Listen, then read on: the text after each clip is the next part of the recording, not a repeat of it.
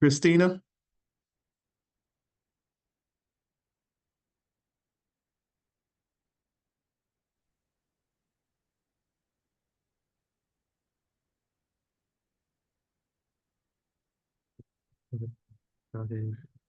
Okay, I'm trying to unmute her.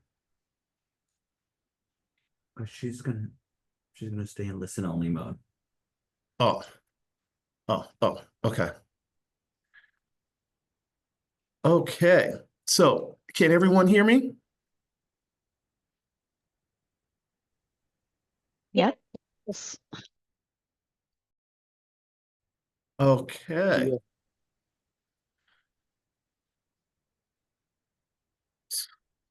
So,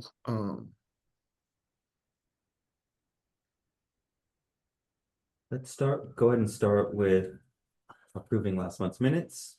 oh, okay. And then move forward with roll call. Okay. So we're going to start off by approving last month's April meeting minutes. So I will go down the list. If you can unmute yourself, we're going to do a verbal roll call. So if you can unmute yourself.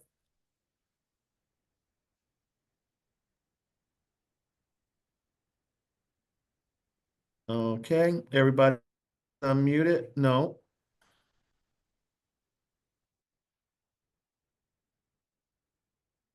Is this roll call or is this just voice vote? Well, we're going to do roll call first. And then we'll do the minutes, because if we don't have the roll, then we can't do the minutes part. So, Gotcha. yeah. Okay. I am going to go down the list. Tamara. Here. Sherry. Here. Ruby. Present. Marvin. Here. Christina. I know you're here. Ben is absent. Victoria. Here. Mustafa. Present. And Shauna. Here. Okay. We have quorum, ladies and gentlemen. All right. Now we will now go and do a roll to approve April's meeting minutes. Tamara. Aye. Sherry. Aye. Ruby. Proof. Marvin. Aye. Victoria. Aye. Christina.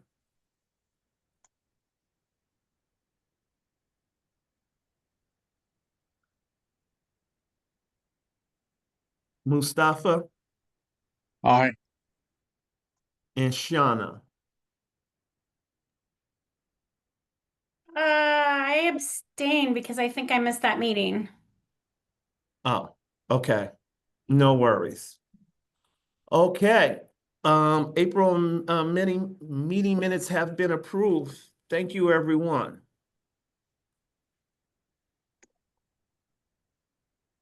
Great. And I'll go ahead and read the land acknowledgement for us. The Regional Homelessness Authority and all of King County is located on the unceded traditional land of the Coast Salish peoples. We honor this land and its peoples past and present, and are committed to directing funding and resources to organizations led by and in support of Native and Indigenous peoples.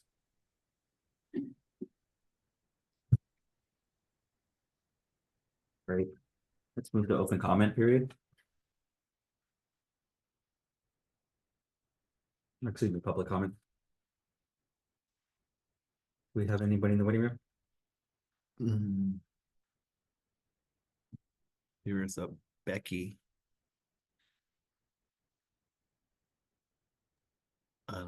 Becky Gilly. I don't know who that. You know who Becky Gilly is? She's one of Hi. our candidates. I'll Hi, Becky. introduce myself a little bit more later. And Okay, Thank you, Becky. Yeah, Becky is here to join as a new candidate for the SBC. This is public comment, however, so if there's no one in the waiting room, then we can move forward. okay.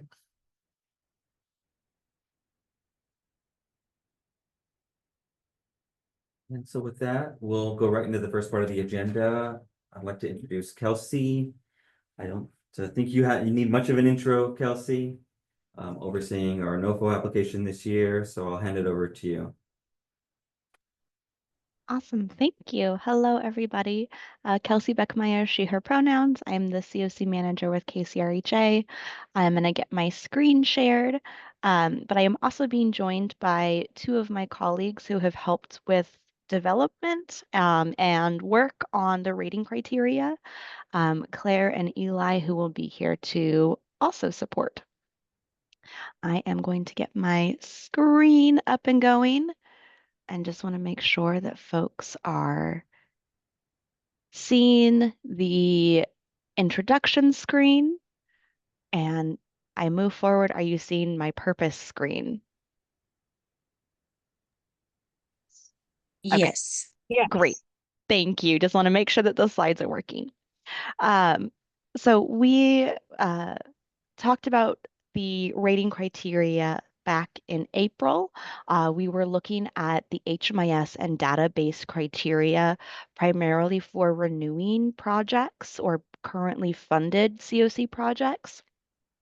We want to provide you an update based on some of the revisions from your feedback, as well as just continual review of that. And provide you kind of where we are sitting right now. We also have a couple of questions that we want to dig in with everyone today. We then want to take some time to familiarize this committee with the criteria for new projects. The aim is to have kind of, again, a shared understanding around recommendations connected to NOFO rating criteria. We want to get further input from you all around how we may want to make further changes or adjustments. Um, the aim of today is, again, not to do a formal vote today. We have a special meeting that will be sent out to everyone for June 8th. This is when we anticipate having an ask for a final vote.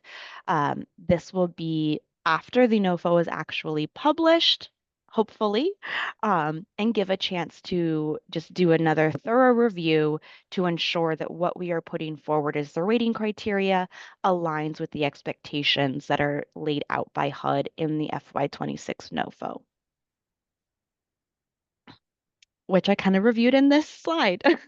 So just again, the hope for the final vote will be June 8th. The receiving of the final material may not be a week timeline. Want to give some insight into that. We anticipate the NOFO coming sometime between May 29th and June 1st. So between June 1st and June 5th is when KCRHA staff as the collaborative applicant will be reviewing the NOFO, reviewing our rating criteria, making sure everything aligns, finalizing any of those recommendations, getting that y'all's way, hopefully by June 5th. So you have a couple of days. Everything that we have sent and is online is what we do anticipate. We do not anticipate too significant of changes. So hoping that between the materials we shared with you earlier this year, today's presentation and the materials that we have shared with you and is posted online, will be kind of ready to go as a community. Recentering a little bit around why we're even talking about changing rating criteria. There have been changes into what HUD is evaluating with projects. So wanting to ensure that the way that we are rating and reviewing projects aligns with some of those stated priorities while continuing to support the local values and the system we have within our COC. The other kind of significant piece that has led to this was seen in the December 2025 NOFO, that is kind of seen as a little bit of the blueprint of what we anticipate seeing for FY25, FY26. It's Wednesday.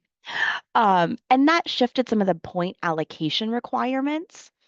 So in that publication, there was a change that at least 50% of the total points a project can receive needs to account for objective criteria.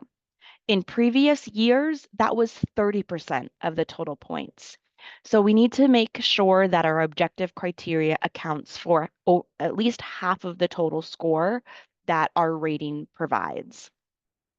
The other significant change is that at least 25% of the total points must account for three specific measures. Those are returns to homelessness, employment income, and support service participation. So these point allocations are important for us to ensure we're meeting, as that's a piece that HUD will be reviewing and rating our continuum for. Previously, the 25% with those three measures did not exist. So this is a new thing that we are ensuring to incorporate. The previous kind of requirement that was 20% was based on specific system performance measures, kind of writ large. It didn't call out any specific measures, but just that it was incorporating system performance. So we're wanting to make sure that we're really clearly meeting this 50% of objective criteria, and that 25% of the total accounts for those three specific measures. Want to shift a bit to updates on the database criteria. So these are updates that we have made since the meeting with you all in April. Our overall approach, we're looking at kind of rebalancing the total points. Previously, we had criteria that could go up to 20 points, and really looked at bringing that down so that it's just an easier balance. A note on point allocation, we're not going to set on anything firm until we see the NOFO, because changes to one criteria kind of moves the point balance for everything else. So while we have kind of placeholders around criteria, typically it will be the highest any one criteria can get at this moment is 10 points. We've worked to clarify and modernize some of the metrics for more sophisticated data coding. Claire can speak to that a little bit more in detail, as that's really her body of work. And in kind of our point allocation and what are our higher scoring criteria versus lower scoring criteria, trying to also really emphasize and value what we value locally while also meeting federal requirements, particularly around what criteria has to equal at least 25% of the total score.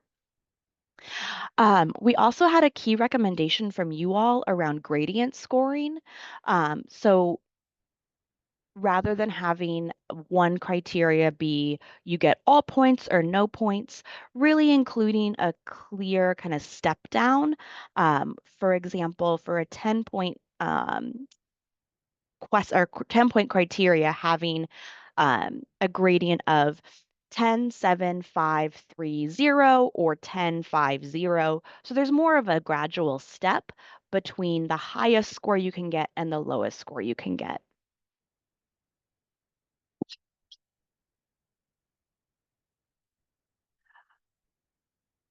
This is a little bit as well around what I was just speaking about regarding reducing the total points any one criteria can receive, just kind of trying to balance overall scores and make it a little more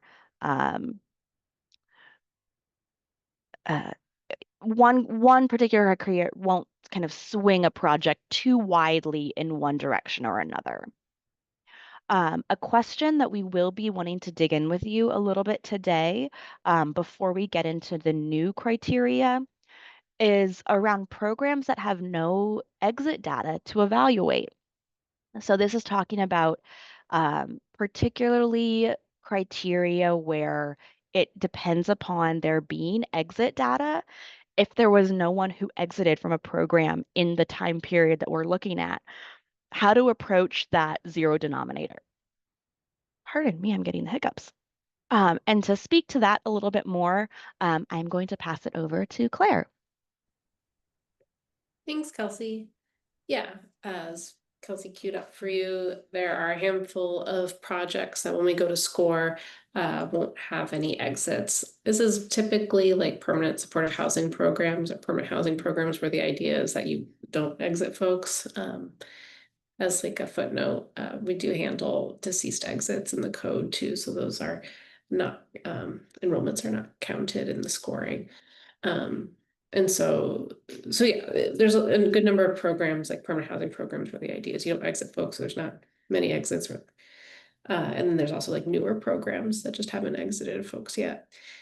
And so we've got a handful, I think 6 or 7 metrics that don't have, or that are based on exits.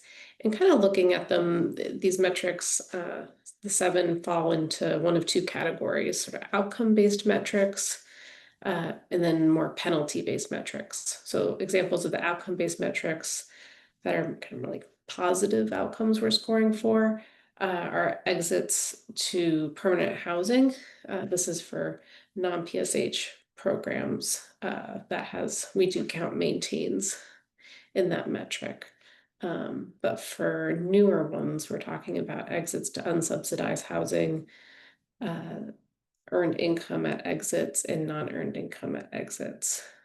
Those are all examples of like good things that we want to have happen for folks upon exiting the program. And then there's penalty-based metrics, ones that are looking at negative outcomes. And so returns to homelessness, if you have returns to homelessness, then you don't score points. Unknown exits, also something we don't want to see. And then no earned or non-earned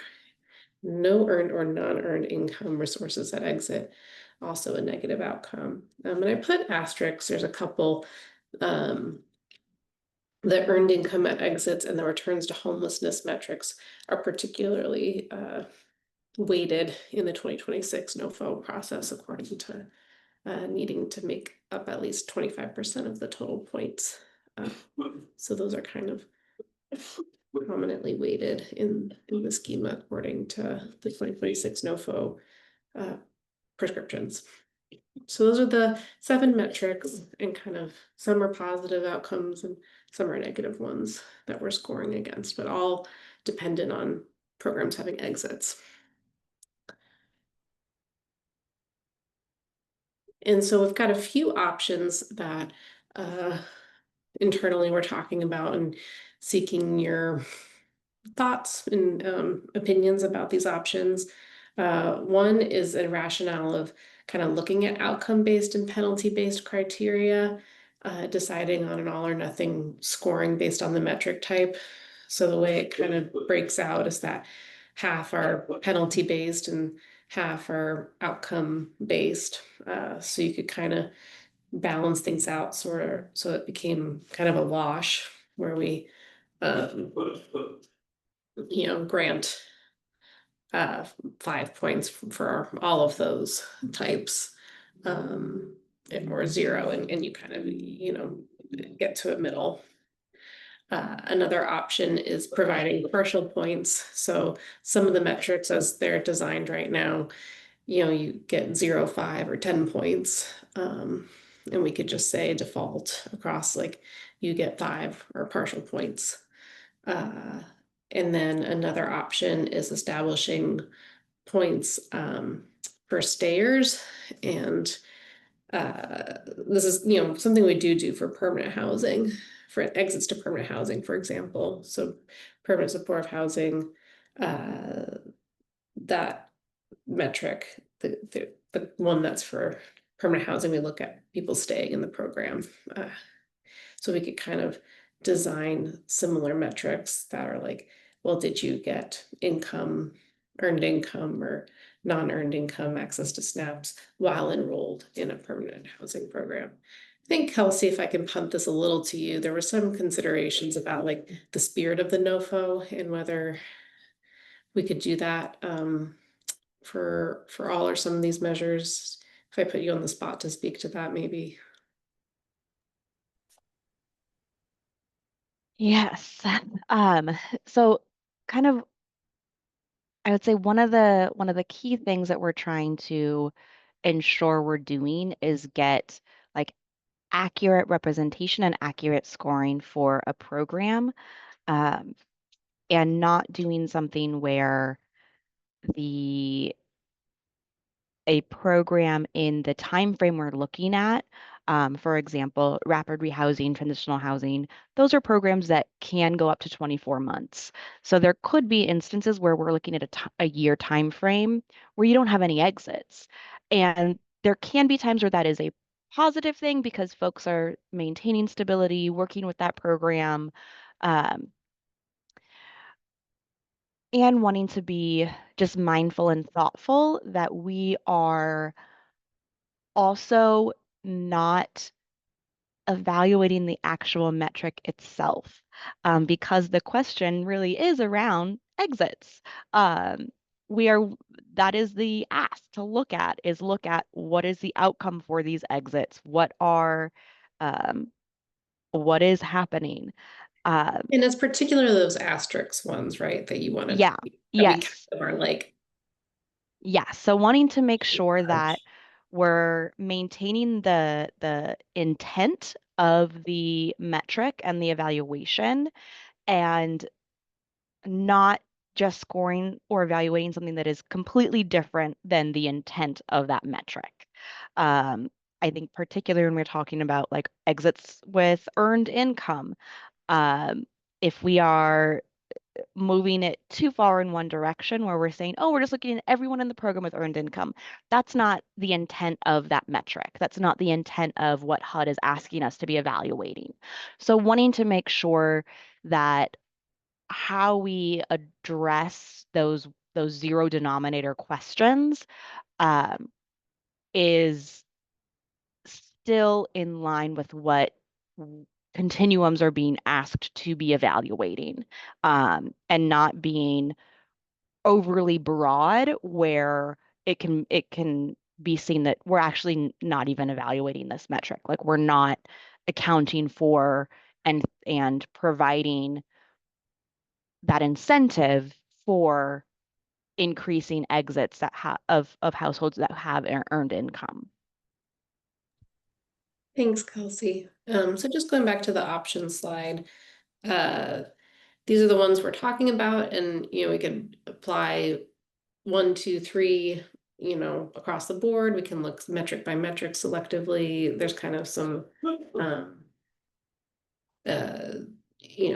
different ways to go about this, but this is sort of the options that we're looking at for either each metric or the entire 7 that have a zero denominator problem. Anything else, Kelsey, that I missed or context you want me to provide? I think in my view, that kind of covers Okay, and the maybe crux the of the committee has issue. committees or maybe has questions, but yeah.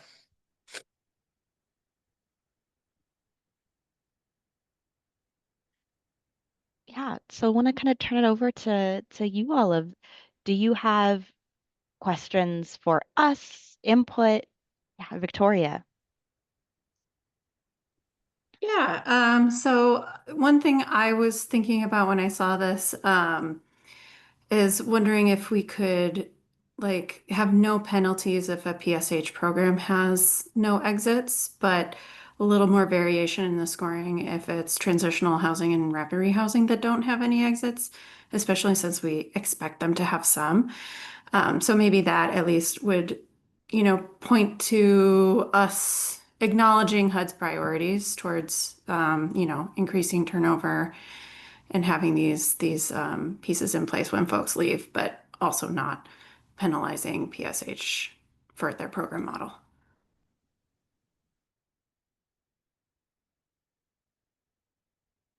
Thank you. And I'm just taking notes as you all are providing, so getting up something there. Thank you so much, Victoria. Shauna. I was thinking along the same lines as Victoria, is if we could somehow create two different scoring lines for the different types of exits. You know, one where no exits is good, and then the other where no exits would be a penalty. Just to make it really clear about some are advantageous and some aren't, and we have to, you know, rate them accordingly. Great. Great. Thank you. Ruby. Yeah, hi. Thank you for giving this presentation today. I really like both of those suggestions that were made. I also just wanted to show that I think that if we can do the increments or the like half points, kind of what you were talking about, that would be helpful too, for distributing like the impact, I guess, if that makes any sense. And then also, I think I don't quite, if there's a way that you could say what you were saying just a second ago about the intent that we're trying to hang on to, I think that's all good things. And I think that that's what I would want to see, but I just, I wasn't sure if I understood fully what you were saying there. So if there was another way you could say it for us, that'd be helpful. Thank you. Yeah, so I'll continue with kind of that example of the earned income exits or earned income exits. So if we have a program that has 0 exits, wanting to make sure that we're not just rewriting this metric to not be about earned exits with earned income, but that it's very specifically include like the criteria as we write it really clearly calls out if X program has 0 exits, then rather than defaulting to 0, we will evaluate the number of enrolled participants with earned income at X moment during this time period. Oh, So okay. something in that regard of just not wanting to make sure that we are not just rewriting a metric to lose the intent of actually evaluating like the earned income Right. at exit. Okay, I think I Yeah. understand. And it's evaluating the whole picture rather than just one part of the picture, essentially. Yeah. Okay, cool. Thank you. Yeah.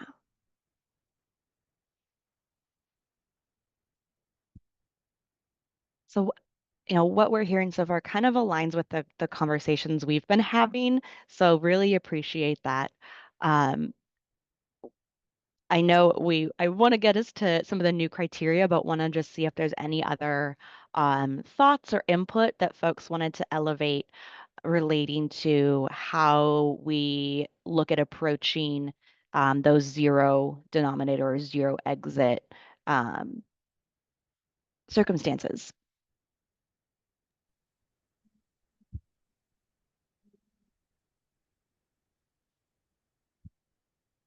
I don't know if it'd be helpful to go back a screen, Kelsey, for people to look at the metrics too, if you have thoughts and reflections on like, for returns, I think it should be, I don't know, to reflect a little on the 7 that we're looking at, and if you have thoughts one way or the other about how a specific metric should be handled or not handled.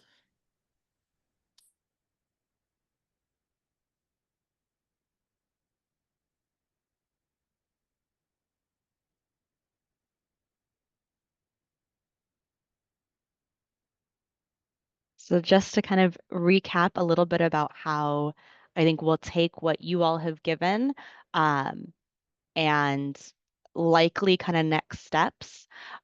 We will look at the kind of outcome-based metrics of having a rating those like according to, this would be a positive, so not having this, we will maybe evaluate in a different way. Where the penalty-based metric those are really signs of not having failure. So the kind of thinking around that may be a little different. That we may look at, particularly with some of those positive outcome metrics, will likely look different for a PSH program versus a transitional housing program versus a rapid rehousing program, and kind of including some of that nuance within the point allocation schema. And Shauna, yes. I would just like to add that I just can't believe all the great work you guys have done on this. This is such a complex and nuanced and overwhelming task.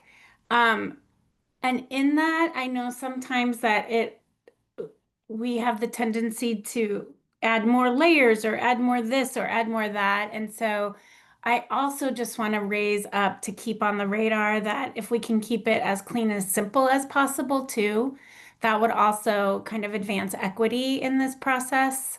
You know, I didn't really understand some of the half points and this and that. And part of me just was like, oh, that's getting complicated. Like, so just overall, you guys know what will work best for you and for the federal guidelines. But in all of this complexity, the most streamlined and clear we can make it, I think will prevent any blowback or fewer appeals on the other side of it too.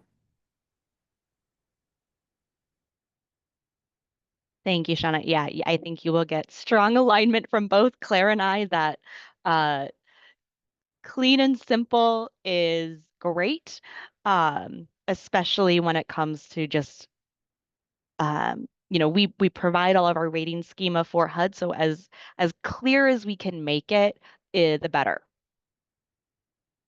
So very much appreciate you elevating that. All right, I'm going to shift us over into talking about our new project criteria. I've got Eli here with me who will help support. Eli is on our procurement team and helping support the NOFO for our new projects. So want to walk through the kind of criteria that we have used previously and some of the recommendations that we are making to update it, both to align with um, local values, to align with updates we've made in just KCRHA RFP processes for clarity, and having kind of similar to what Shauna was saying, like clear, simple, um, and really kind of understandable metrics. So first, the current evaluation we've had is for the need of a project and their project narrative.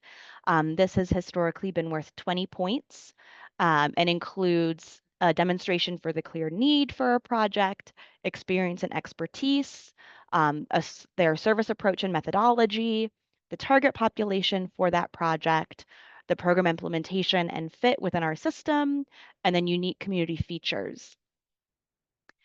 It's a very hefty metric. So what we are proposing is to really break this into two kind of clear measures. So rather than having it be so much that is evaluated in one measure, um, having very focused metrics. So breaking it into addressing system or geographic gaps, and then partnerships and coordination. So addressing system gaps would be a 10-point question. This would want to ensure that a proposed project is meeting a kind of identified system gap. This is based upon documented needs within our COC's need assessments, gap analysis, and other like published system priorities. The kind of key ones that we will be likely incorporating are access to services, strengthening crisis response, and improving housing stability, um, which can be identified as access to employment, to childcare, to things that increase someone's housing stability, however that's kind of defined in the project. Reviewers will consider the location of the project as well, thinking about geographic distribution and geographic location. and wanting to ensure that we are expanding service areas or program types where we know we have priority, where we have gaps within our system, not just the gap of the service type, but a gap in the location of where it is planned to be. Questions, thoughts, comments?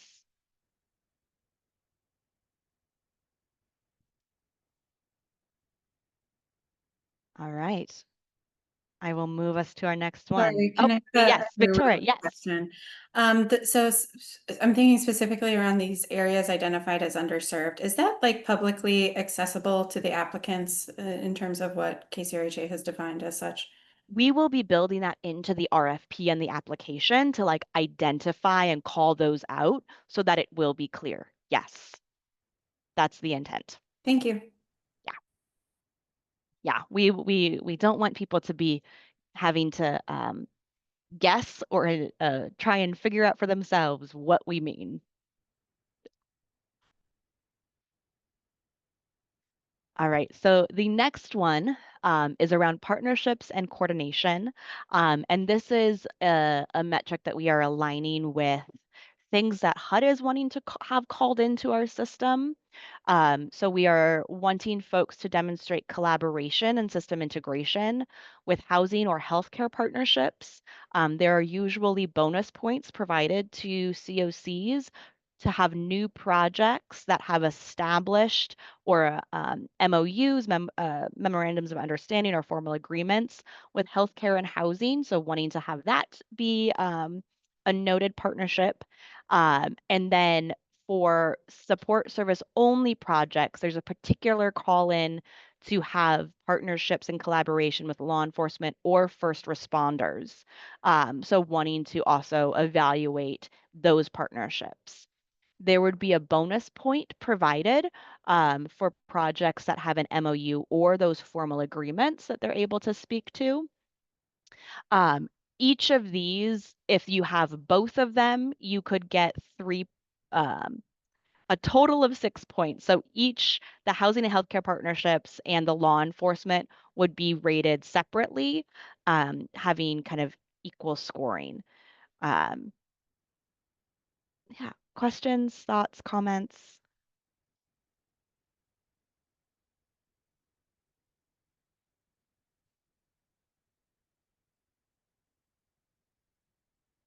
All righty. And if things come up, please put it in the chat, raise your hand, come off mute. Anyway, we welcome it. Shifting over to kind of the next metric that we currently have is around demonstration of experience and proposed services. So this is looking at operational experience, system performance effectiveness, support services and system coordination, collaboration and partnerships, and staffing expertise.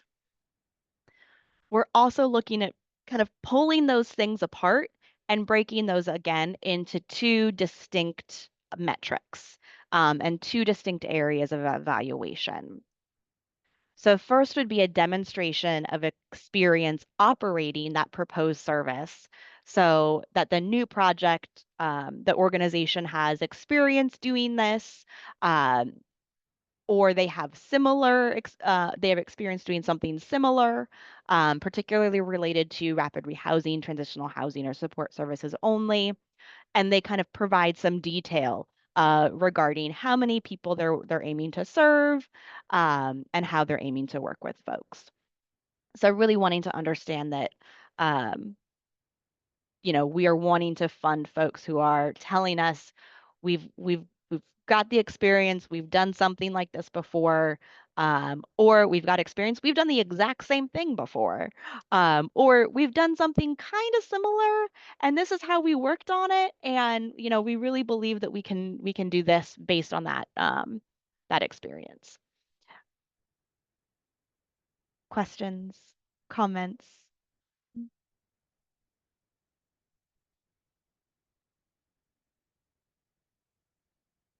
Seeing some affirmations in the chat. Thank you. All right, so I will move us to the next criteria. The next one we have is specifically around staffing and qualifications and staffing needs. So explaining how various staff positions and whatever qualifications they want to require are designed to meet the needs of program participants. Included in this is recommendations around staffing ratios, so that, we're not seeing overburdened staff, um, or, a program that their staffing model is just like way different than another type of project doing similar work. So that it's, we have balanced staffing models, and thinking about just kind of staff health that are doing work, knowing that it can take a lot to be doing a lot of the services that we provide and support in our community. Questions, comments? Yes, Shauna. Sorry, this is a more kind of holistic Yeah. question, but can you explain to me? Because from an equity perspective and a second chance perspective, we want to give people opportunity to build a new life for themselves and people with lived experience. So they may not have the positions and qualifications of someone who got their MSW or what have you, or have been in the field for 15 years. So how can we include that as a positive Yep. rather than a penalty? Yep. I think that is something we will make sure is clearly framed, that it's around what how the program identifies that. Um, I I don't think that is for the COC or KCRHA to identify what staff qualifications should be required, rather the program and what the program is doing. Um, so I would say we can likely include kind of a broad definition of what we mean by qualifications, because lived experience is qualification of doing service work in this field. So making sure that we're clearly framing that so that it's not, formal education is not what is the default belief of qualification. So we'll work to make sure that that is really clearly framed in the both the metric as well as how we frame the question in the application itself.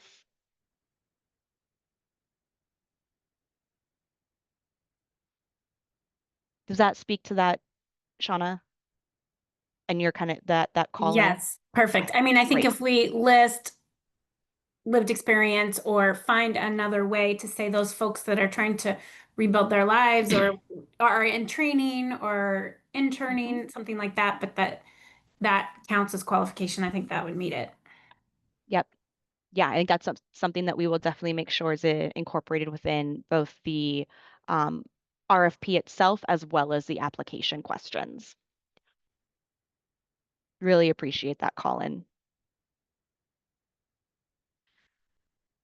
Other kind of thoughts or input that folks have in this area?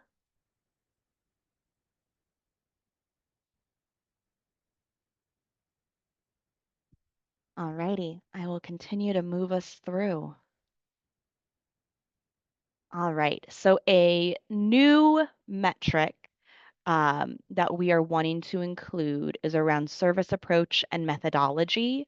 This is it's a slightly different question, but wanting to make sure we are clearly evaluating the project's commitment to trauma-informed and person-centered approaches to maintain confidentiality and encourage well-being within the project.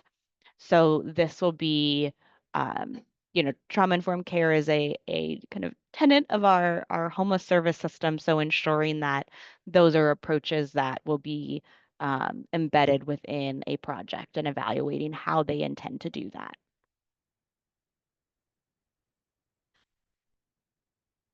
Again, my call for comments, questions, input.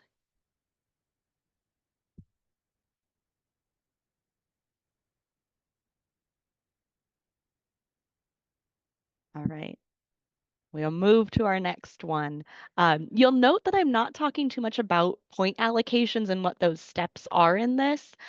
Just again, want to reiterate, we're not going to firmly land on those point allocations until the NOFO comes out so we can look at kind of what those requirements are.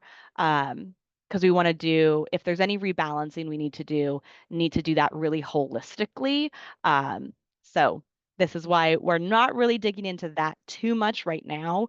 You do have that in the supplemental material that was provided and is also available online. So if you do have questions in that regard, please feel free to bring it up. I'm just not going to dig too much in it in our visuals today. So the next question criteria set we have is around data and fiscal management practices. It's currently kind of all in one criteria. And this is again one where we are breaking it up into two really clear measures, one specifically around HMIS and data management, and another specifically around fiscal management, so that we just have a really clear separate indicators that we're evaluating. So the first is on HMIS and data management, demonstrating previous experience or knowledge and capacity around collecting data that would be required in the Homelessness Management Information System, or HMIS, that the project has experience with reporting requirements for either state, local, or federally funded programs, and demonstrates an ability to fulfill these requirements. Questions on HMIS and data management criteria?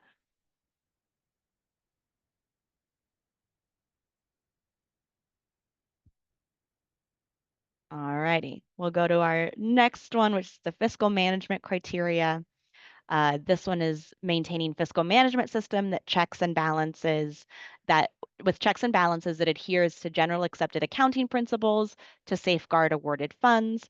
If they lack the fiscal management capabilities, that they've identified a fiscal sponsor. So we want to make sure that we have clear accounting practices and ability to manage funds. And for, if an organization has not done this before, that they are indicating that they would have a partnership with a fiscal sponsor who can support them in that. Thoughts, questions, input?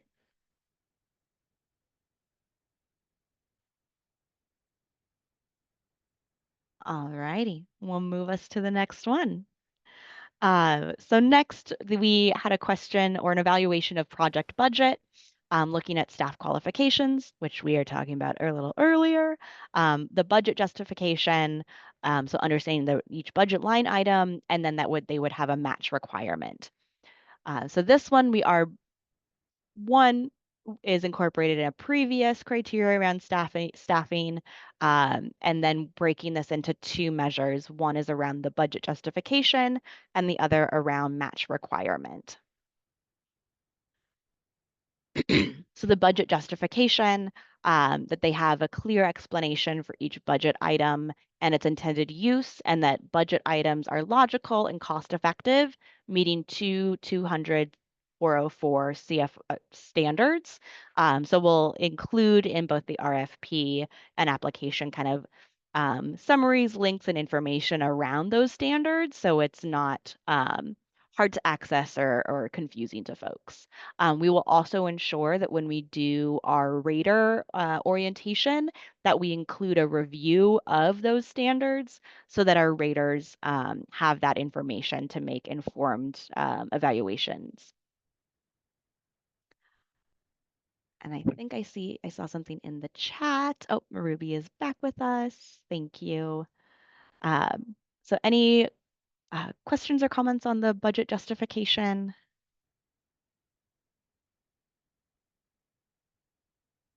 All right, we're trying to make things clear and straightforward, so hopefully things are pretty clear and straightforward. Next is a match requirement. COC funds require a 25% match. So they demonstrate the ability to do a 25% match criteria based upon the budget they submit. That it includes match, knowing that this is a little bit funky because you may not have identified match, but you're incorporating that into your project budget, that you will in some way, shape, or form have match and not relying solely on COC funds to fully fund the project proposal. Questions, comments, thoughts? Yes, Tamara. I forgot I can't react with emojis. Oh, So, but thank you. I'm sorry. I didn't mean to. That was an accident. oh, no worry, no worry. All right. So next we have a new criteria that we would be including. This is the exits to permanent housing. This is in line with kind of expectations that are detailed in that December 25 NOFO of what they are wanting to see for new projects. So incorporating this into our metrics and evaluation. We want to see that a project has a clear plan to exit at least 50% of participants to permanent housing within 24 months. The kind of point allocation kind of details what is provided. So whether an organization provides kind of data for similar programs and outcomes from similar programs, if it's just anecdotal and demonstrating kind of a clear, robust plan and partnerships to help succeed for this, or if there's just really not a clear plan or they can't articulate how the program may work to meet this metric. So wanting to ensure that we are accounting for both those that may have similar programs, some that may have the ability to access data, including in it that it's not just HMIS data that they can show, but any other kind of project data if folks have been operating without the requirement to work within HMIS. As well as providing some opportunity for points for projects that may not have done this before, but can kind of speak around speak around this anecdotally if they don't have the specific data to provide.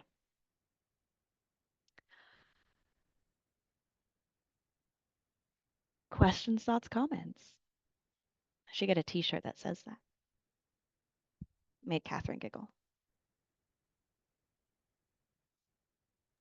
I am in support of the t-shirt. That's a great idea, Kelsey. Thank you. And Rachel. also, thank you for going over this with us today. Appreciate it. Yeah. Yes, Shauna.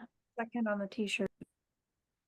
So I may have missed something. Is this exits to permanent housing? Is that for permanent supportive housing This is for all providers? programs. So what about the supportive services like day centers and hygiene centers and outreach?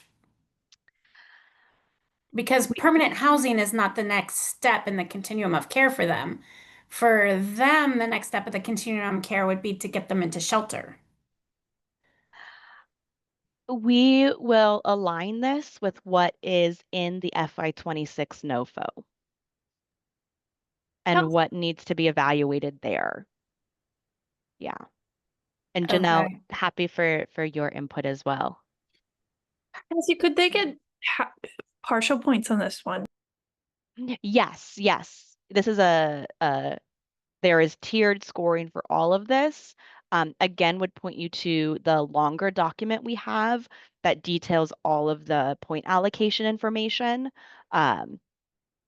around what that kind of step looks like. Yeah, Shauna, I am going to note just for us to pay particular attention around this metric when the NOFO is published around the specifics regarding project types to ensure that that's really clearly detailed. And I'm thinking with it being within 24 months, not at project exit. So potentially they could exit a program and go into a shelter, but as long as they're still working with them and they're getting housed in 24 months. Yeah. We could potentially pull that exit data from subsequent programs if need be. Yeah, and Yeah. I am. Or it would be nice, again, like we talked about with the other metric, to like just split it into different project types, right? Yep. So you can get accurate overall averages and data. You know, all permanent supportive housing, all rapid rehousing, all transitional, all shelters, all supportive services. Yep. Yep. Great.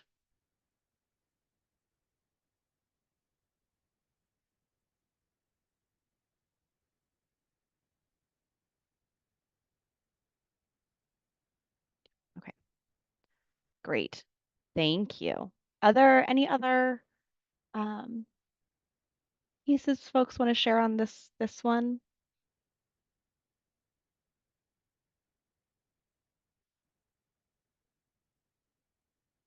Alrighty, and we'll move us to the next one. The next one is the employment income outcomes. A note that this is one of the 3 criteria that needs to account for at least 25% of the total available points. So this would be a higher scoring metric, and it would be the evaluation of the project's plan to achieve a gain of employment income for 50% of participants, including examples and partnerships to support this goal. So that would be what you would need to meet for full points. And then we have kind of the gradient scoring around what is shared. Questions, thoughts, or comments?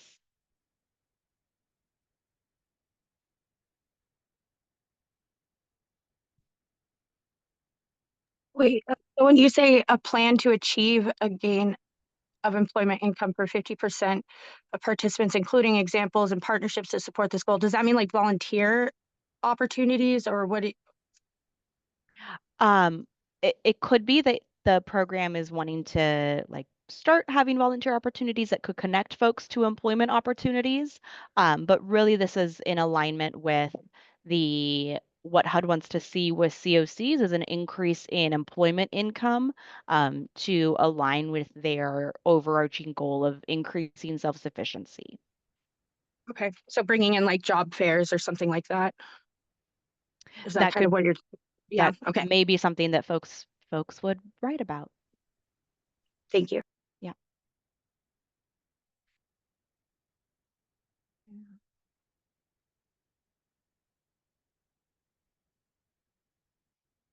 Anything else?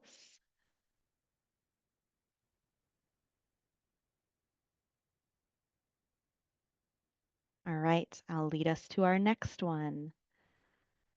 This one is around returns to homelessness. This is also one of the 3 measures that needs to account for at least 25% of the total available points. And this would be to score full points, demonstrating the strategy to support. This is funnily read. I'm going to make sure we rewrite this to be a little clearer. But what is the plan to support and increase self-sufficiency of participants to reduce returns to homelessness? So wanting to just evaluate that a project is intending to ensure folks are set up for stability and self-sufficiency upon exiting to minimize the number of folks who may return to homelessness. And in the point allocations, we kind of detail what those thresholds may be that folks are planning for. Yes, Victoria. This sort of feels kind of out of left field, so please discard it if need be. But I wonder if there's any possibility for an agency to demonstrate like strategies at a more systemic level of reducing returns to homelessness rather than solely focusing on the individual participants, if that could be a way to get some sort of partial points as well. And again, out of left field, I don't know. No, it's all good. Do you have any like recommended examples or things that are kind of that you're thinking of in particular? Yeah, I'm sort of thinking like if an agency does a lot of work with like low income housing projects that are not specifically tailored towards formerly homeless individuals, maybe that is just like increasing the generally available affordable housing stock within the region, which will help long term reduce returns to homelessness. Great. Great. Thank you. Anyone else?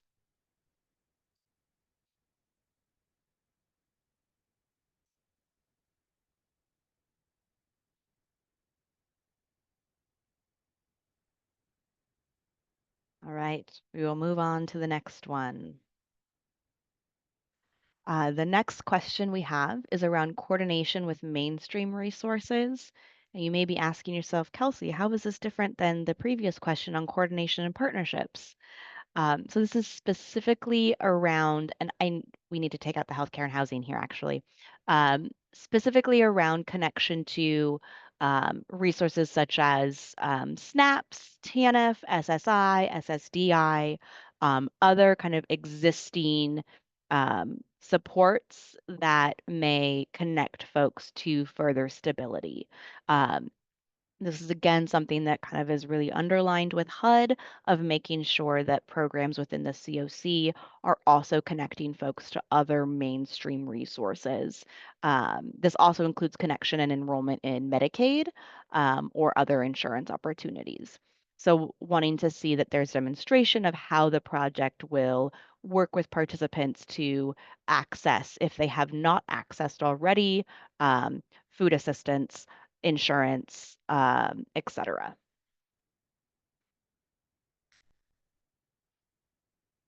Comments, thoughts, questions?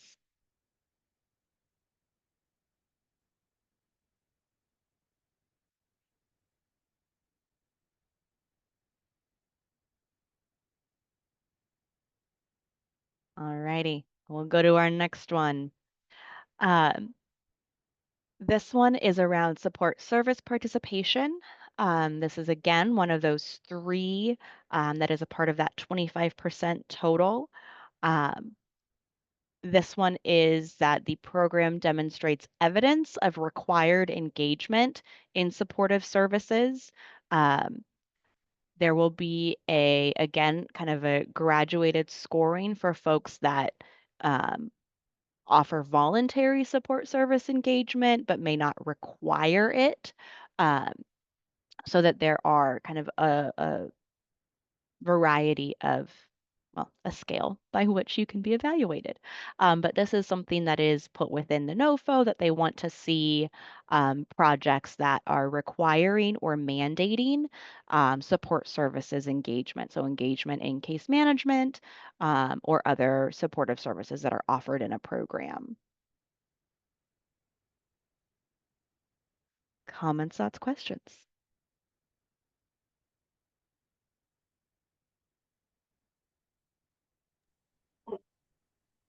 You said there's evidence of required engagement. I'm sorry, you probably just went right over that, exactly what it was. Yep. So within the RFP and application, we would detail that that would mean providing an example of a participation requirement form or a services engagement form that details that the participant understands that they are required to engage in services in some way, shape, or form. So we'll detail that within the application and the questions itself. Okay.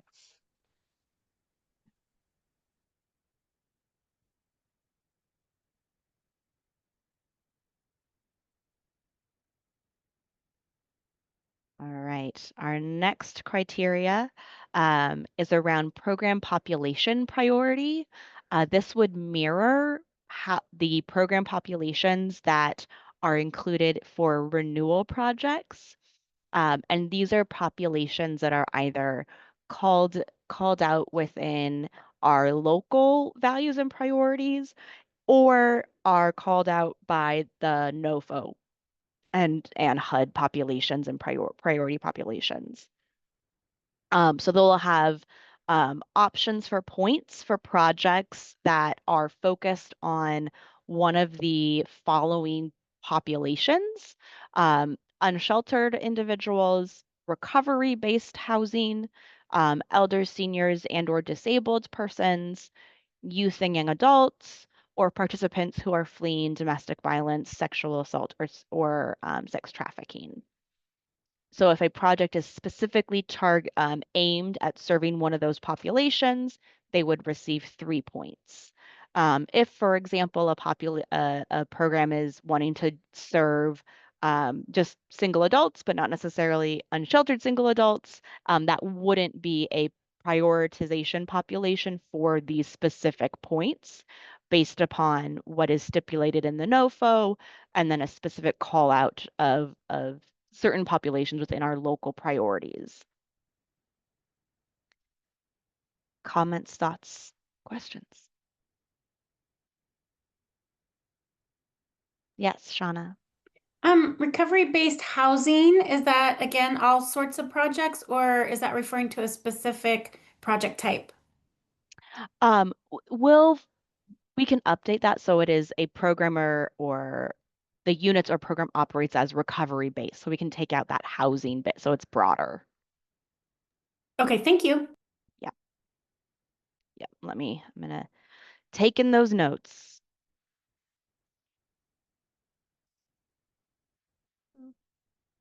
It's one of those, we changed the front end and we're editing the back end.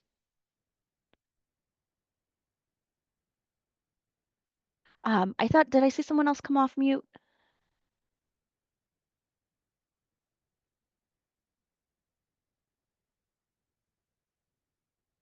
That must have just been my brain. Alrighty.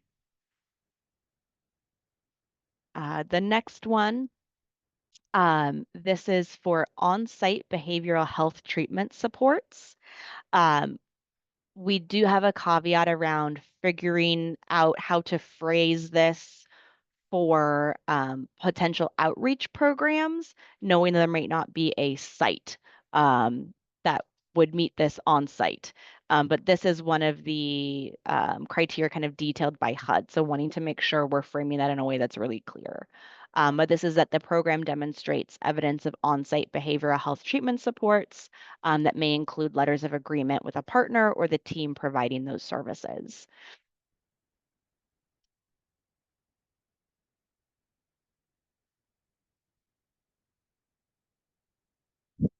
Comments, thoughts, questions?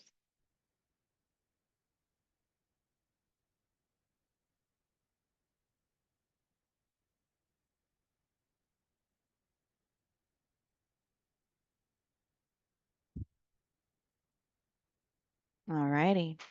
We are nearing the end of the criteria. We next have the program component priority. This mirrors what we have as well for renewal projects. We have included metrics, scores for rapid rehousing projects, transitional housing projects, or support service only projects, mirroring the criteria in the others with the eligible program types for new projects. A caveat that there may be an allowance for rapid rehousing, even though it is a permanent housing project, there may be ability for new permanent housing projects to be included. And thus we are including that metric in case that is feasible under the FY25 NOFO. 26, where am I? And any comments, thoughts, or questions?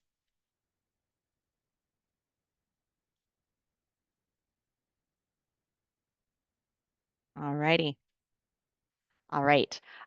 We are wanting to maintain, as we have them detailed, a project's planned inclusion of folks with lived experience. Unless there is anything we see in the NOFO that would indicate otherwise, this will be maintained.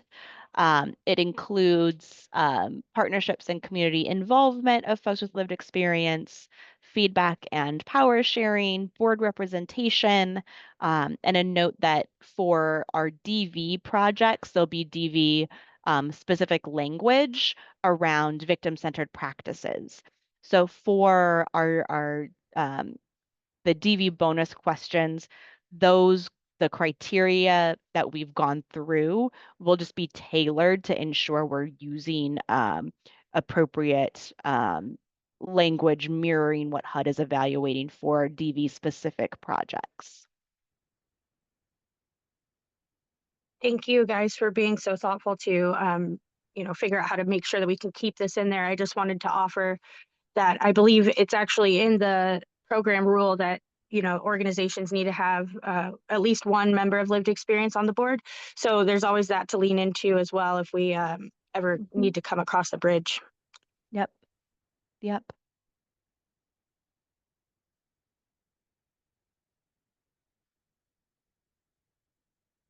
Any other input or things folks want to share on this criteria?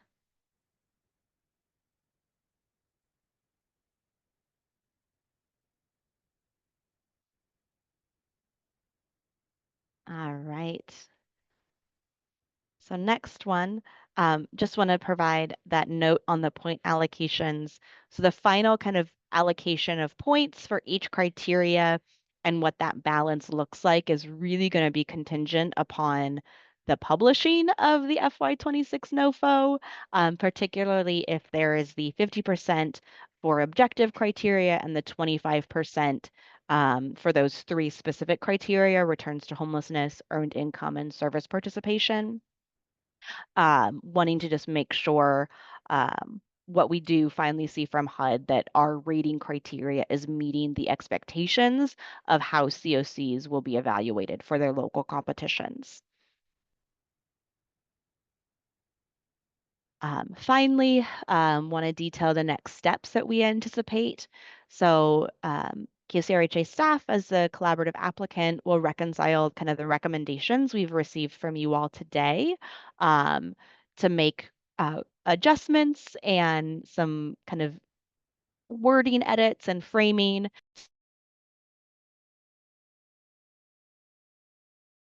Yeah, I just muted myself, pardon me.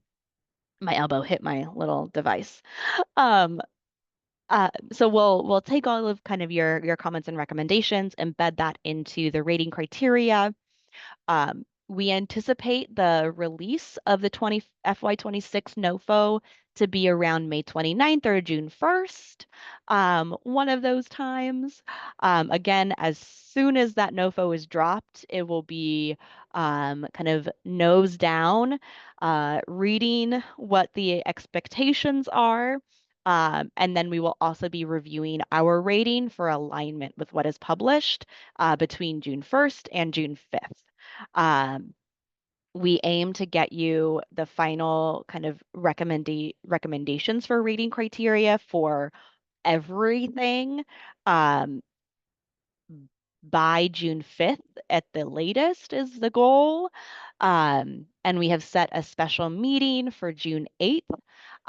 This is a very fast timeline. Fully recognize that. Part of this is we are hoping to release the applications that includes the rating criteria by June 10th. We want to give folks from June 10th until July 3rd to apply for in the local competition. If there are date changes in the NOFO at all, or if things come later, we will adjust dates and timelines. But there are some HUD-specific deadlines that we have to meet kind of throughout the entire NOFO process. And we want to give both those who are applying enough time to apply, and we have a lot of challenging decisions to make in the rating and ranking process.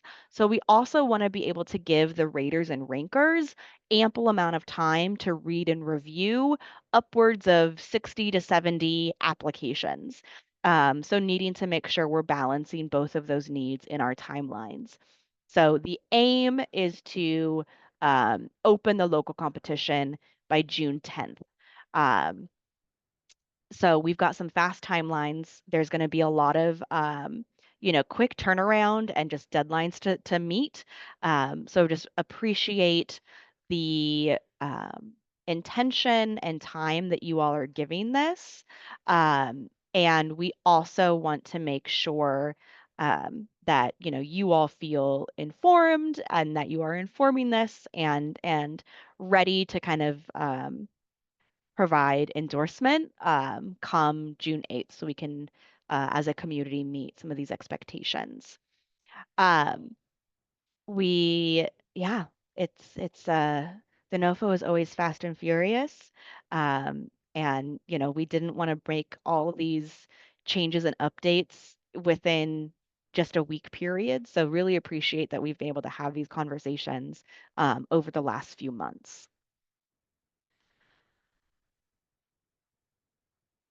All right. That's what I've got for you. Um, we will have that updated online around the application period. Nothing is final, but we want to open things by June, so there's at least 3 weeks of timeline. Again, everything will be finalized once we see the actual NOFO.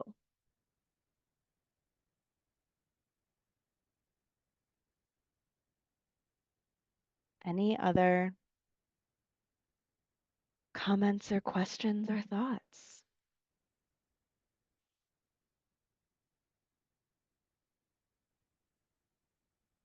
All right. Well, thank you all so very much. You have in the Word document the details of all the updated kind of information for both the new projects and all of the renewal projects and some additional questions that would be asked for either transitioning or YHDP replacement projects. So just again, I would refer you again to that Word document that was sent out to all of you is also online under the meeting materials for today. And I did see Marvin, your hand go up. Well, surprisingly, I don't have any questions, and you just answered the one that I wanted to see, which was the HDP. What were the replacement programs? So thanks. Yep. Great. Yes. Those the YHDP replacement and any transition grant rating will mirror quite closely the criteria for a new project with a couple of differences. So we will that's all should be detailed in that Word doc. All righty. Thank you all so very much. Um, that is enough of me talking. I will hand it back over to y'all. Thank you, Kelsey. Thank you, Kelsey. Yes, thank you, Kelsey. Thank you. Thank you, Kelsey, and thank you, Claire, for being co-pilot in that, and for all of you for engaging with that material. We're gonna take a quick 10-minute break. We're over time just a little bit, so let's clock back in at 3:30, and then we'll get on to the next part of our agenda. And I'll see you back in 10 minutes. Sounds good.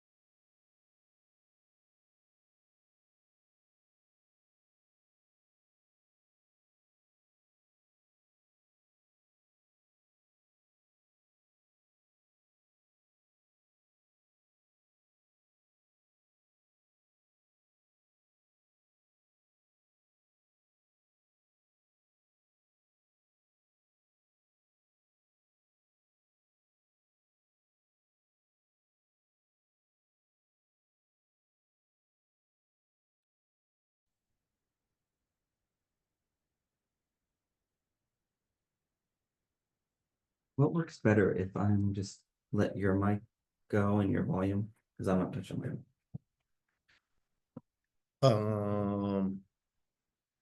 Yeah, I It's been guess so working so because we're far. so Good. close. Yeah, Yeah. it's been working great. Yeah. Hi, Ruby, can you hear me? Okay, great.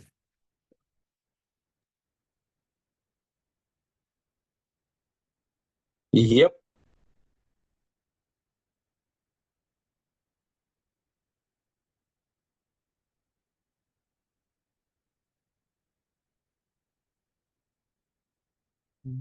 Want to make sure all members are back up.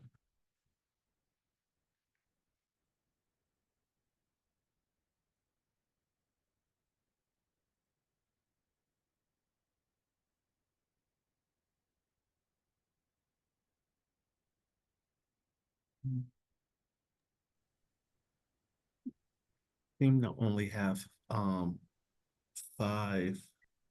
Correct. So we lost, did we lose Lauren? We lost Mustafa and Christina. And Shauna. They could still be just getting back to the desk. Um, We'll wait one more minute to see who, if we get folks popping back.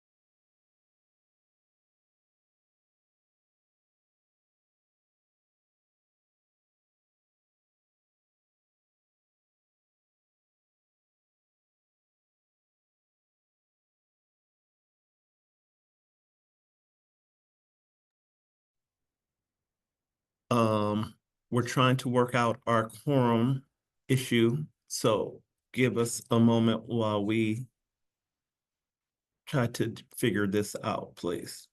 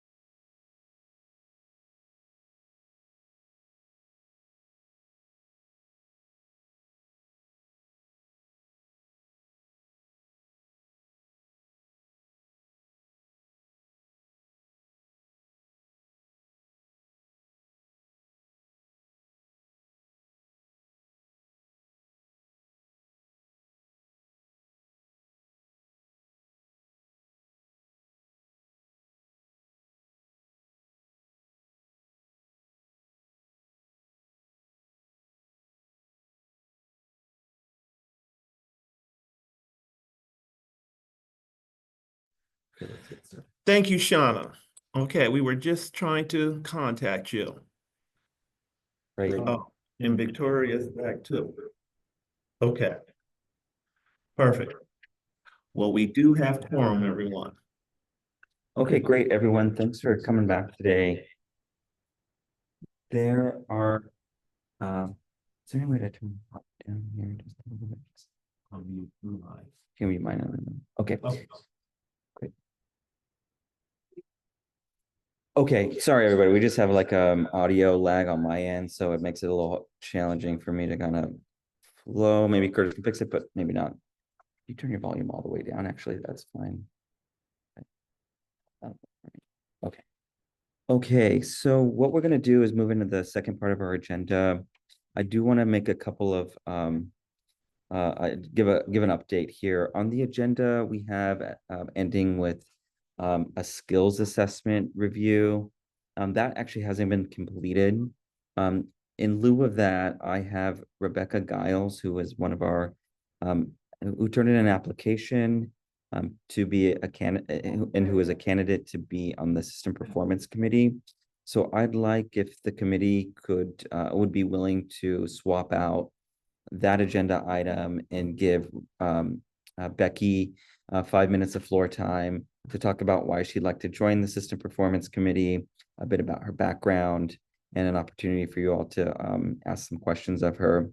And then what would follow up there is sending out her full application for review, wherein we can vote her in at the next scheduled System Performance Committee. Now, with Christina out and Tamara not officially a co-chair anymore, I'd like to ask if one of our members would be willing to support that change in the agenda, motion for it, get a second motion, and vote for approval. Yeah, hi Daniel, this is Ruby. I make the motion Do I have anybody to, interested in supporting that? can you hear me, Daniel?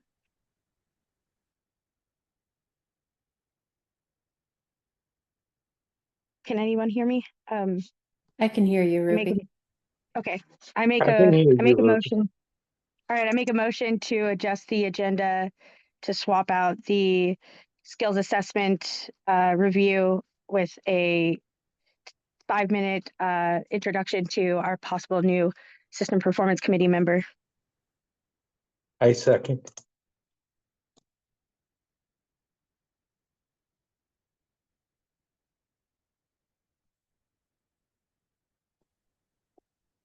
Okay, Daniel, I think we have a motion in a second.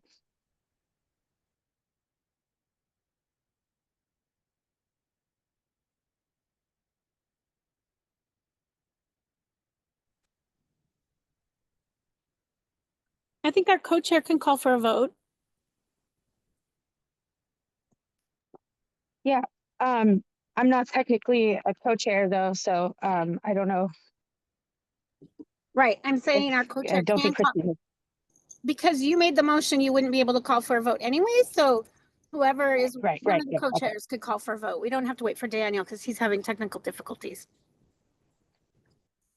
Right, but I don't know who's running the co-chair right now. I don't think we voted in a pro tem. Yeah, I don't think Yeah. we did either. This is Tamara. I agree, Marvin.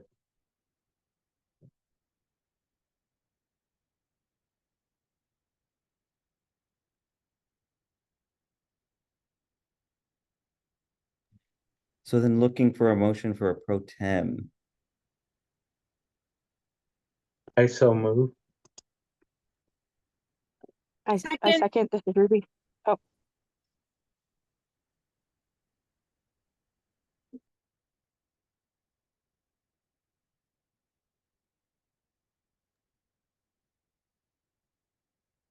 Okay, we just need to select who that would be. Is there any takers? I'll volunteer.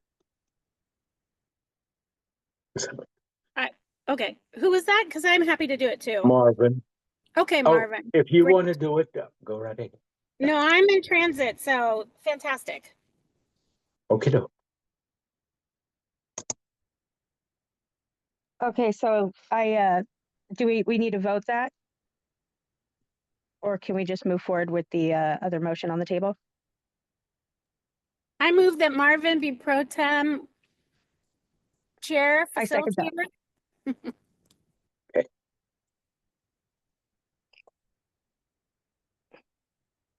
And I second that.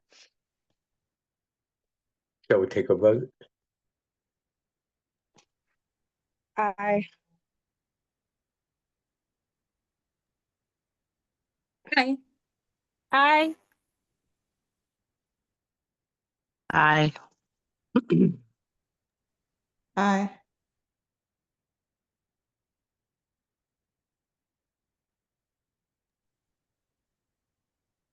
I think that was everyone. Mark.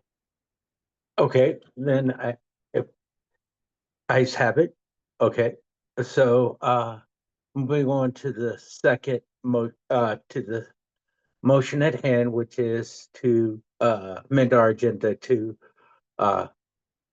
give an opportunity for a new, System Performance Committee person to, give us 5 minutes on the floor. Approve. Will this Approve. approve? Approve? Approve. Perf. I don't know if I'm supposed to say approve, but approve. Thank you. If we've met the burden, then I would like to move forward with the agenda, the new agenda, and I'll pass it back to Daniel for the moment. It's you, Daniel.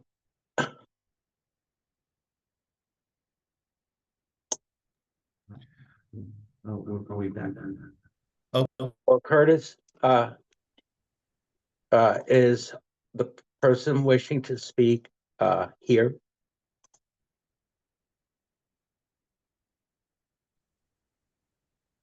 Okay. I am can you here. hear me? Oh, I can hear you, Curtis. Can you hear Okay. me? Okay. It appears that we lost someone and we are only down to 5 members. So we didn't have enough votes. Okay, We have 6 members. There's myself, Marvin, Shauna, Sherry, Tamara, and Victoria. That's 6. thank you, Ruby. Curtis, it seems that we have 6. Okay. Alrighty. Moving forward, I believe we were going to give time for someone to speak to their wish to become part of our committee. So we can vote on it next month. Is that person ready? I am. Yes. Great. Well, this is your 5 minutes. Take a little longer if you need, but welcome. Thank you. Thank you. Thank you for the floor, everybody. My name is Becky Gilly. I use she, her pronouns.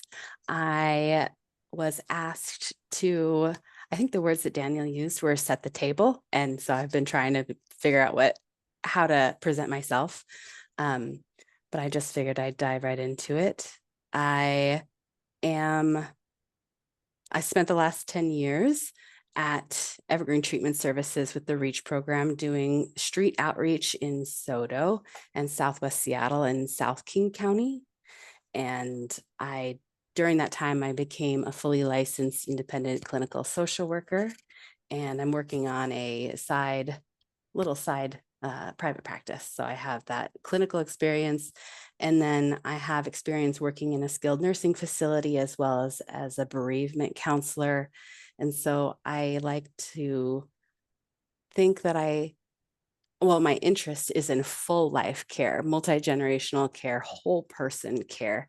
And I think that that's what I've been really professionally working towards for quite some time.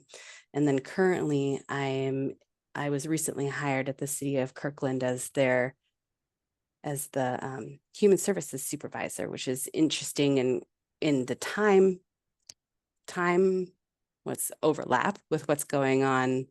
And I observed during this meeting, because it is also kind of a grant review time. So I've been able to see what that looks like from the facilitator's role with the city on that side. So it's been really interesting to see another group and how y'all interact.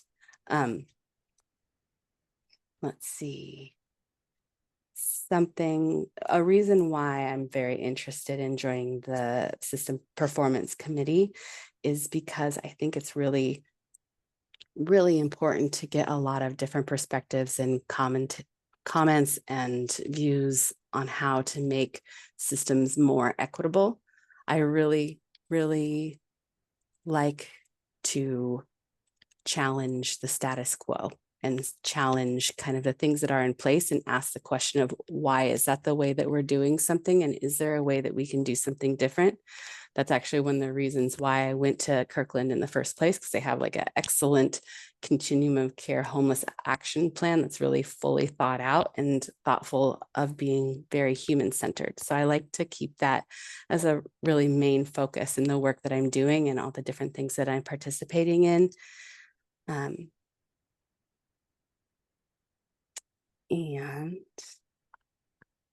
I'm interested in being part of the conversations that are being had at the systems level, because I've interacted with HMIS and CEA and KCRHA from the beginning. I was working in SODO at the time when KCRHA really got on its feet and saw the process of learning how to go from like the VS-BDAT to using CEA and HMIS on the regular, and kind of gone through the experiences of putting people in and trying to search for people and trying to coordinate across those groups.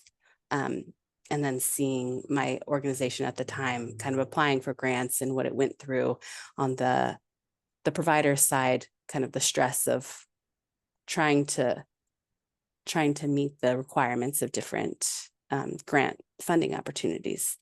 So I think from today, actually on Monday, I went to a really cool speech that was by Vu Lee. And what he said was to keep in mind what is the amazing stuff that's going to come out of this really difficult and messy work. And so I saw that again reflected kind of today when, I can't remember her name, the person who was talking, giving the presentation, said valuing our values and how to like meet the spirit of what was being demanded by HUD while also continuing to value our values and keep those front and center. So that's my little table setting of who I am and my interest in joining the committee and my experience.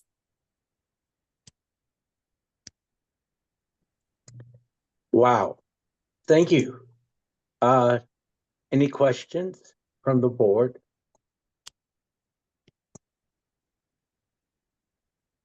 Yeah, hi, At this Becky. time? This is Ruby. Thank you for applying. I'm excited to work with you coming here in the future. I just wanted to mention that I'm glad that you saw that Kirkland plan, and it is something that I was looking at too. And for it to be, inspirational for you to go to that community and put your elbows in the grease, as you might say, is really cool. And I'm looking forward to getting some of this hard work done with you. So thanks for coming today. Thank you. Tamara? Yeah, I just want to say that what you said around whole health and like well-being and a whole person care, and then the valuing the values, you're really speaking my language, and I think the language of this committee. And so thank you for sharing all that. And I appreciate like the multiple lenses that you bring to the table. So yeah, again, thank you for sharing. Thank you.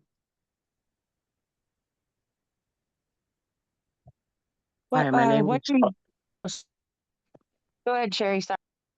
Oh, I was gonna say my name is Sherry Tillman, and also I wanted to say I appreciate you for wanting to step up to the plate and make a difference, because it does take a village. It does. Mm-hmm. I agree. This is Daniel.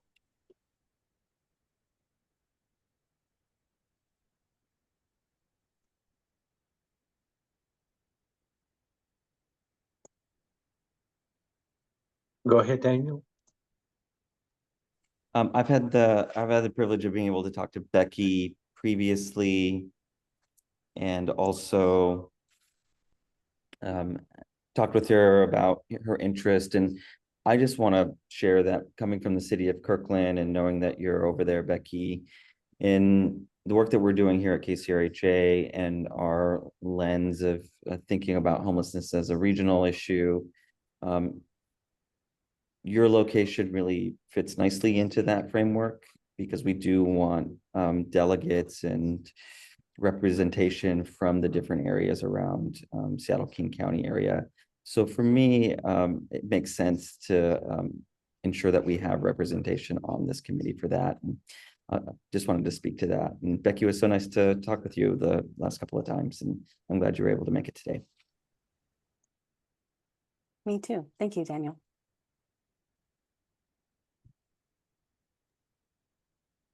I just had a quick Others? question about what you do for fun. What do you do for fun, Becky? That's a good question. Right now, I've been watching High Potential, which is a fun show on Netflix about with the girl from It's Always Sunny in Philadelphia. So it's it's a good comedy procedural. And then so I like procedurals. I like different movies of suspense, and I'm a big reader. Right now I'm rereading a book called Where the Red Fern Grows, which made me cry a lot as a kid, but I'm realizing it has not aged well. And then I like to do some traveling, trying to check out different parts of the United States. I'm going to San Francisco, and I'm going to Maine in October to see the leaves. Awesome. Thank you. Becky, thank you so much for speaking today and giving us your background. And the next step will be getting the official application out for members to review. And then we'll have a vote on that and get you spun up, Becky. If that goes through, you know, also all good fortune to you that your application gets accepted. And then from there, I'll talk to you about next steps. So thank you so much for joining. I want to quickly pivot. We don't have a lot of time, so I want to move right into kind of our next steps for the second half of the year here. I know we're focused on NOFO, but there are lots of other things here that we're beholden to here on the committee. Is this coming through for everybody, this presentation? Just a thumbs up would be great. Okay.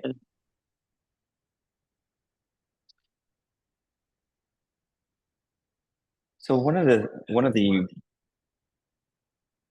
tasks we hold here on the System Performance Committee is to ensure that our HMIS policies and procedures and the documents that we share for providers and agencies are up to date. That is covered in our current charter as an activity that we are required to complete. And in that, we do want to make sure that our policies and procedures are current, that they're in use, and if there's any updates or changes that need to be made so that we're in alignment with HUD requirements or any other local requirements, or even just updating language, or if a process has changed and we need to align that with the current practices, that's really the task at hand. And so what I wanted to present on here is going to be a short presentation, I promise, is what we need to do to get all of our policies and procedures and documents reviewed and up to date before the end of 2026. And so to start with that, I just want to give you all some real clarity here. So I'm going to be the one who's going to be helping with the process and the timelines, be the one to collect and synthesize the feedback from everyone. I'll draft those updates and then be the one to publish those on our website. So really the coordinator role there for KCRHA staff, myself.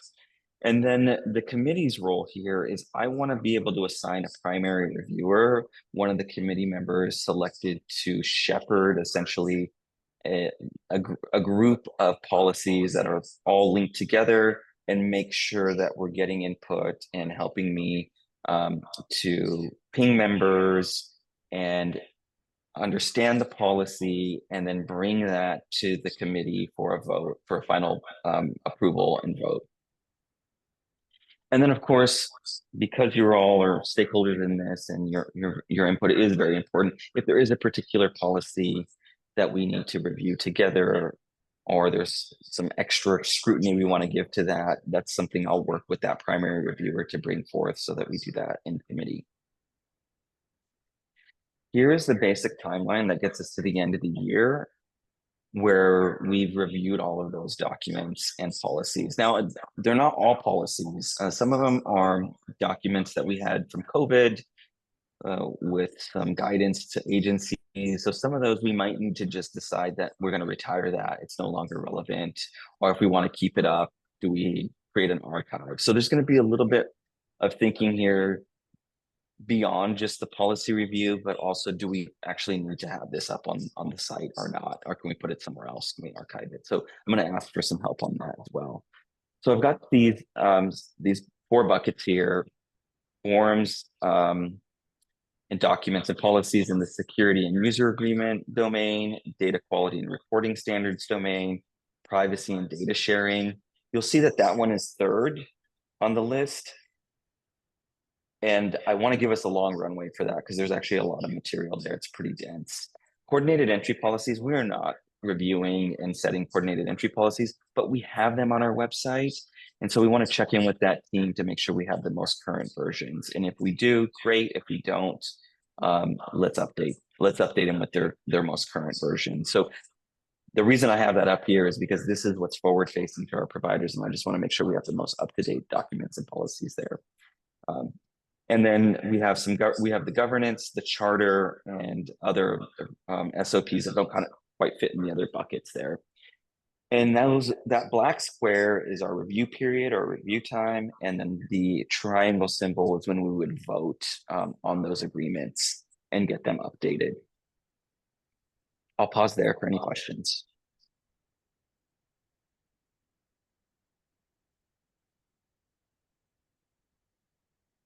Okay, hearing no questions, I'm just going to go through these different buckets so you can get a sense of the documents we'll be reviewing.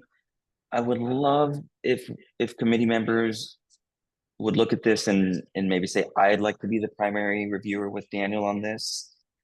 If not, I may just end up having to select committee members by interest or by the nature of your work, see if it's a good fit for you. She would what? Oh, okay. For one of these. Okay, great. So if you already have an interest, you see these buckets, you know you'd like to be a primary, put them in the chat. I'll record that and make sure I'll get you assigned to that. The next steps here, and pardon me, there's one more slide here. The policy review launch. So what the next steps are going to be is assigning that primary reviewer to each one of those policy domains, and then distribute those. I'll work on that. I'll get out a document where we can share content and get feedback together. I'll be holding the timelines and make sure that we're on schedule and giving updates to the committee.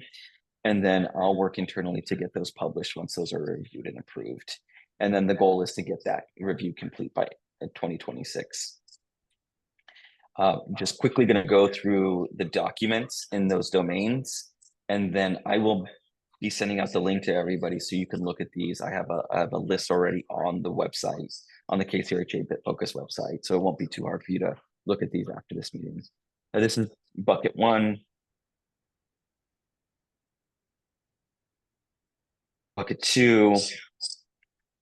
You'll see here, we're not updating a privacy notice for coordinated entry, but we can ask coordinated entry, is this up to date? And if so, great. And then we have the security and technical standards domain. These are documents that we have up on our website. Checklist here, user policies, and some data suppression guidance. Some of this is going to be easy, folks. In some ways, really, it's just to get you exposed to some of these guidelines and some of these documents so that you know they're out there, learn about them, and then we update them. Or in some cases here, like that data suppression guidance, just a small example, the state is the one that updates that and keeps that updated. You'll look at it, it's all good, and then we'll just stamp that with the date that it's current. System operation and programs. These are our operating policies. You can see some of them are overdue for a review. And some of them, like that youth by name active, inactive policy, that's current. So that's an easy, yes, that's done for 2026. Okay, that's the end of the presentation. Any questions? I like the system policy bucket.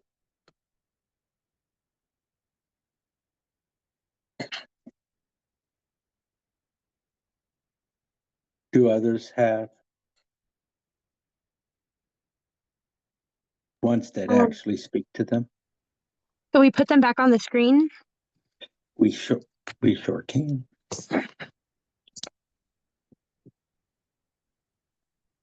I will offer a time check. It is 4:01. Folks, I think we're right about at the end. But I want to thank anyone in the public who has joined us. Yeah, I'm happy to take whatever Daniel thinks I would be good to review on. Ooh, Sign me up. I'll volunteer for the one that was scheduled for June. As an announcement, I'm going to be going on maternity leave at the end of July, so I'd like to wrap up this work before I get out of here. Right. Congratulations. Thank you.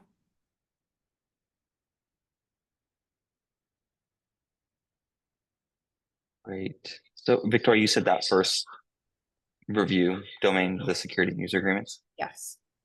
Okay, great. Data quality and reporting standards. Did anyone throw their hat in the ring for that one?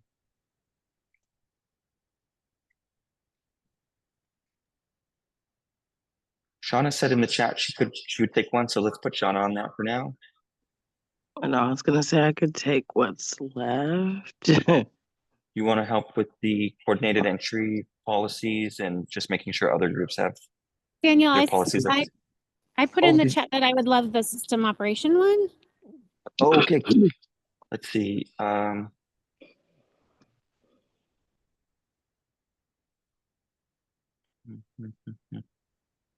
That's gonna be that governance charter SOP. Shauna. Yeah, that one. Great, and thank you. Sorry, I missed that. And then Sherry, did we say the coordinated entry policy domain? Yes, that's fine. Okay. Are we gonna get an email about this too? I know you put it. Yes. Yep. Thank you. I'm sorry, what? Oh, Ruby, could you repeat that? Yeah, I just said whatever you felt I would be a good fit for. I'm happy to take whatever's left or what have you. I'm happy to fill in. Okay, let's for now do the data quality and reporting standards. Sounds good.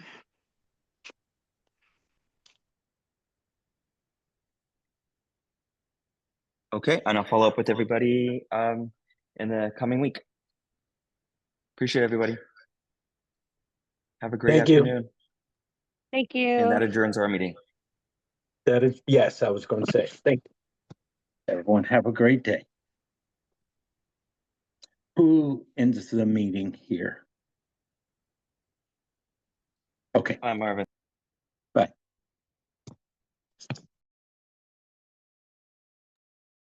Bye, everybody.